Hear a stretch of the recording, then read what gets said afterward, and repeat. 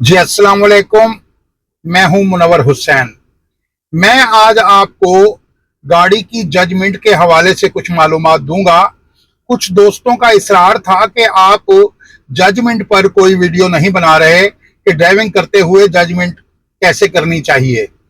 तो मैंने इस बात को बेहतर समझा और मैंने सोचा क्यों ना इसके ऊपर भी बात की जाए, क्योंकि जो नए ड्राइवर होते हैं उन्हें यकीनन ड्राइविंग के बारे में सही तरह से कुछ मालूम नहीं होता और उन्हें सीखने समझने में एक तवील वक्त चाहिए होता है।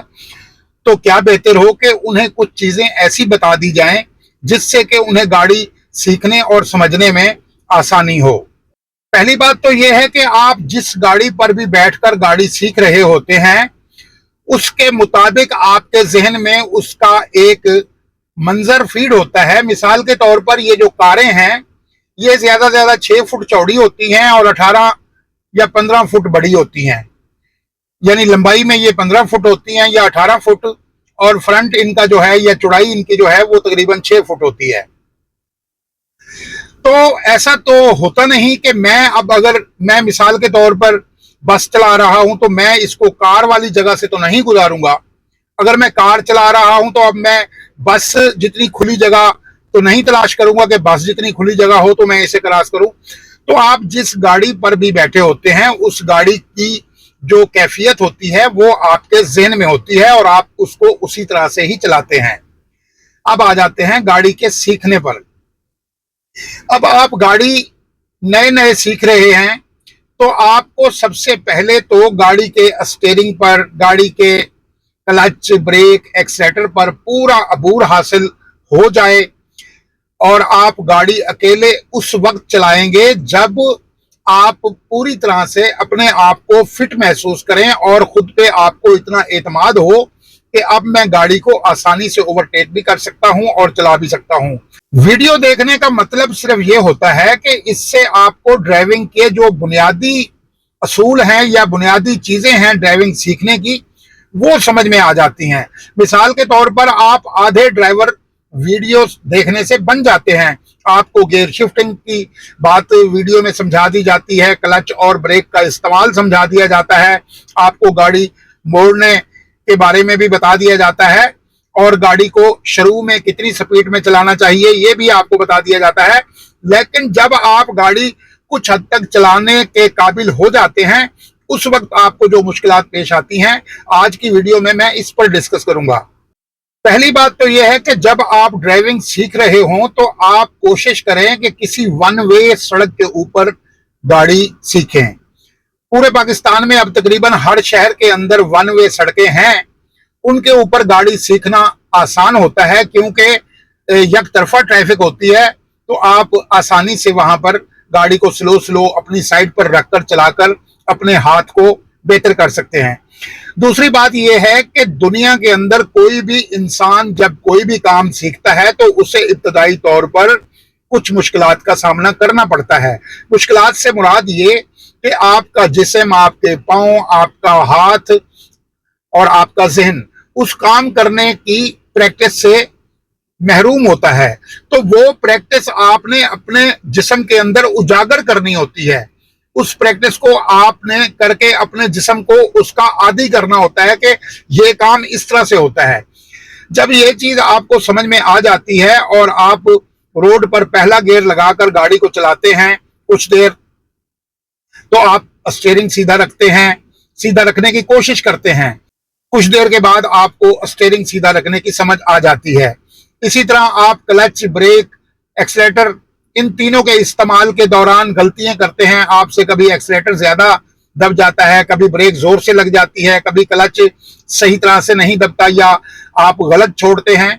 तो ये सारी चीजें बार बार प्रैक्टिस करने से आपको आएंगी और जब आप इन्हें अच्छे तरीके से समझ लेंगे और आपको ये पता चल जाएगा कि अब मुझे क्लच दबाते वक्त क्लच ही दबाना है, ब्रेक दबाते वक्त एक्सीलेटर नहीं दबाना, एक्सीलेटर और ब्रेक पर मेरे पांव बिल्कुल एडजस्ट हो चुके हैं, तो फिर आप जो है दूसरा गियर लगाकर गाड़ी की स्पीड 15-20 की रखकर आप कुछ देर गाड़ी चलाएंगे। अच्छा, वन वे सड़क के ऊपर ये फायदा होता है कि सामने से आने वाली ट्रैफिक नहीं होती और आपको गाड़ी आसानी से चलाना मुयस्सर होता है। छोटी ट्रैफिक, मोटरसाइकिल है, चिंची है, ऐसी चीजों को आप आसानी से ओवरटेक कर सकते हैं। तो ओवरटेक करने का भी मैं साथ ही बताता चलूं। गाड़ी आप जिस मकाम पर भी चला रहे हैं, जब आप दाएं होंगे या बाएं होंगे, तो साइड मिरर में आप देखेंगे, आप तकरीबन 100-150 मीटर पहले आप अपने राइट साइड के साइड मिरर में देखेंगे।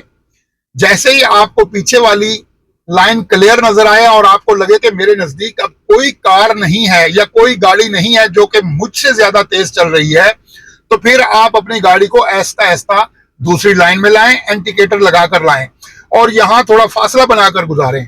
आप चूंकि नए ड्राइवर हैं तो यहां फासला बनाकर गुजार कर जब आप यहां पहुंचे और अपने लेफ्ट साइड के मिरर में देखें ये गाड़ी क्लियर हो चुकी है, तो फिर आप इंडिकेटर लगाकर गाड़ी अपनी को लेफ्ट पे कर लें।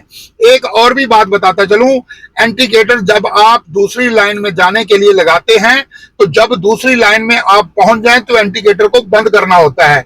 ये इंडिकेटर आपका खुद ब खुद बंद नहीं होगा, क्योंकि खुद ब खुद इंडिकेटर बंद होने का जो सिस्टम है वो मोड़ काटते वक्त है। सड़क के ऊपर सीधे चलते हुए आपका जो इंडिकेटर आप राइट साइड पे लगाते हैं वो खुद ब खुद बंद नहीं होता, उसे आपने दूसरी लाइन में जाने के बाद खुद बंद करना है। जैसे ही आप बंद कर लेंगे, क्योंकि ओवरटेक करते हुए आपको कुछ वक्त तो लगता है, जब आप गाड़ी अगली को ओवरटेक करके फिर लेफ्ट पर जाना चाहेंगे तो फिर आप लेफ्ट का इंडिकेटर लगाकर गाड़ी को आराम से, फिर भी आप आराम से ही लेफ्ट पर करेंगे। लेफ्ट पर आराम से करने का भी एक मकसद है। बाज़ औक़ात कोई तेज रफ्तार गाड़ी जो है वो इतने में आपके लेफ्ट से निकलने की कोशिश कर रही होती है, तो आप अगर एकदम यूं करेंगे तो उस गाड़ी के लिए मुश्किल बन जाएगी जो रॉन्ग ओवरटेक करने की कोशिश कर रहा है आपको। तो आप हमेशा ओवरटेक करने के बाद स्लो मूव लेफ्ट साइड पे होंगे तो उससे आपकी गाड़ी बड़ी आसानी से लेफ्ट पे हो जाएगी और आप किसी के लिए तकलीफ की वजह नहीं बनेंगे। तो जब तक आप अच्छे तरीके से गाड़ी अकेले चलाने के काबिल ना हो जाएं, तब तक आप गाड़ी अकेले लेकर रोड पर ना निकलें। उसकी 2-3 वजह है।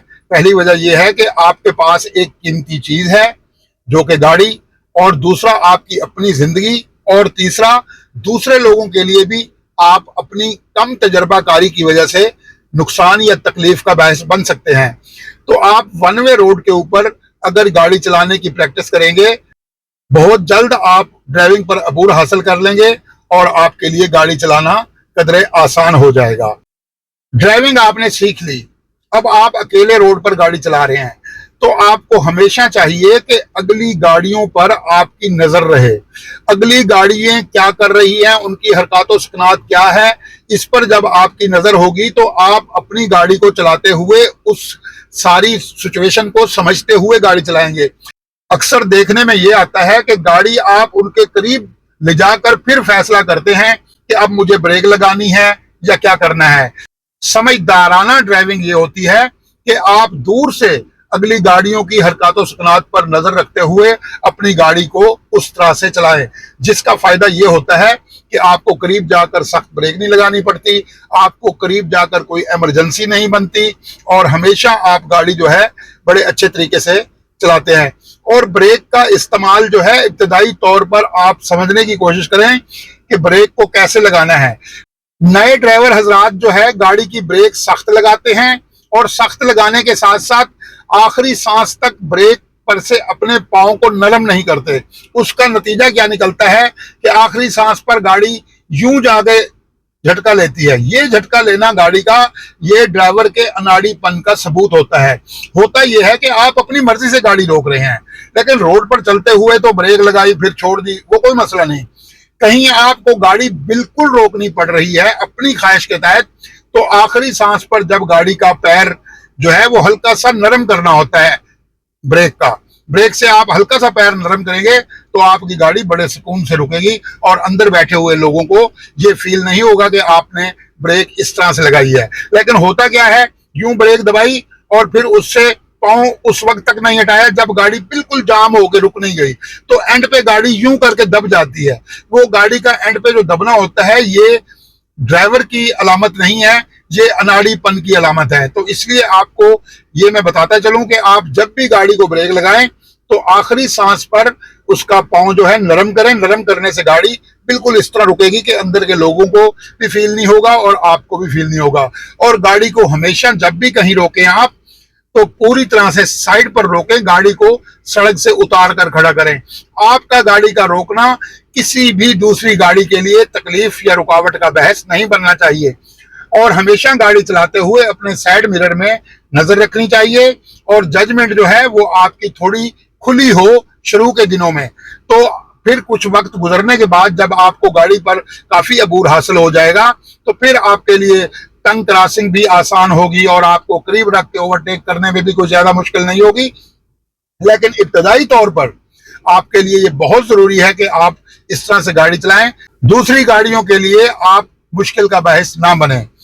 और लास्ट में ये बताता चलूं कि आप जब भी गाड़ी की सीट पर बैठें गाड़ी को चलाने के लिए, तो आप पहले सीट एडजस्ट करें, उसके बाद साइड मिरर सेट करें और उसके बाद सीट बेल्ट लगाएं, फिर गाड़ी को सलफ लगाएं और फिर गाड़ी को स्टार्ट करके चंद मिनट जो है गाड़ी को गर्म होने दें, ताकि उसका इंजन का ऑयल जो है वो अच्छे तरह से सर्कुलेट कर ले इंजन के अंदर। फिर आप गाड़ी को जो है गियर लगाकर आगे चलाएं। और लेकिन ये जो मैंने अभी मालूमात दी, ये सुबह सुबह जो गाड़ी रात को खड़ी हुई होती है उसके लिए जरूरी होता है। दिन में चलती हुई गाड़ी को आप कहीं भी रोकें घंटा आधा और उसके बाद दोबारा चलाएं, तब आपको गाड़ी गर्म करने की जरूरत नहीं होती। लेकिन सुबह जब रात की खड़ी गाड़ी को आप सुबह जब स्टार्ट करेंगे, तो कम से कम 2-3 मिनट आप उसको स्टार्ट रहने देंगे, उसका इंजन और उसका सारा सिस्टम जो है लुब्रिकेट हो जाए, तो फिर आप उसे गियर लगाकर रोड पर निकालेंगे। तो मुझे उम्मीद है कि इस मालूमात से आपको कुछ बेहतर समझ आई होगी और इस पर अमल करके आप अपनी ड्राइविंग को बेहतर कर सकेंगे। मिलते हैं नेक्स्ट वीडियो में, तब तक के लिए इजाजत दीजिए, लेकिन चैनल को सब्सक्राइब करना ना भूलिएगा। खुदा हाफिज।